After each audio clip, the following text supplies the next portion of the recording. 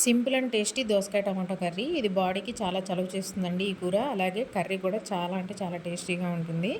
ముందుగా కడాయి పెట్టుకొని ఆయిల్ వేసుకొని మెంతులు, పోపు గింజలు, ఎండుమిర్చి వేసుకొని ఫ్రై చేసుకోవాలి. తర్వాత సన్నగా కట్ చేసుకుని ఉల్లిపాయలు వేసుకొని ఫ్రై అవ్వనివ్వాలి. ప్రతి కర్రీలో మీరు పోపు చేసుకునే ముందు కొంచెం మెంతులు వేసుకోండి. కర్రీ చాలా బాగుంటుంది. అలాగే హెల్త్ కూడా మంచిది. తర్వాత పసుపు వేసుకోవాలి. ఫ్రై చేసుకోవాలి ఇవంతా. తర్వాత కడిగిన కరివేపాకు కూడా వేసుకొని కరివేపాకు వేగే వరకు ఫ్రై చేసుకోవాలి.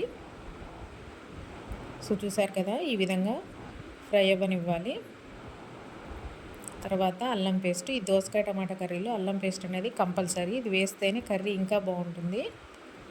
తర్వాత టమాటా ముక్కలు వేసుకోవాలి. అల్లం పేస్ట్ అనేది పచ్చివాసన పోయేదాకా ఫ్రై చేసుకున్న తర్వాతనే టమాటా ముక్కలు వేసుకోవాలి. టమాటాలు అనేవి తొందరగా మగ్గిపోతాయి కాబట్టి కొంచెం ఉప్పు కూడా వేసుకొని మగ్గించుకుంటే తొందరగా మగ్గిపోతాయి.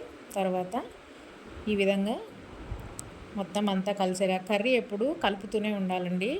కర్రీ టమాటా ముక్కలు అలా వేసి మూత పెట్టేసి కలపకుండా అలా ఉంచితే కర్రీ అనేది టేస్ట్ రాదు.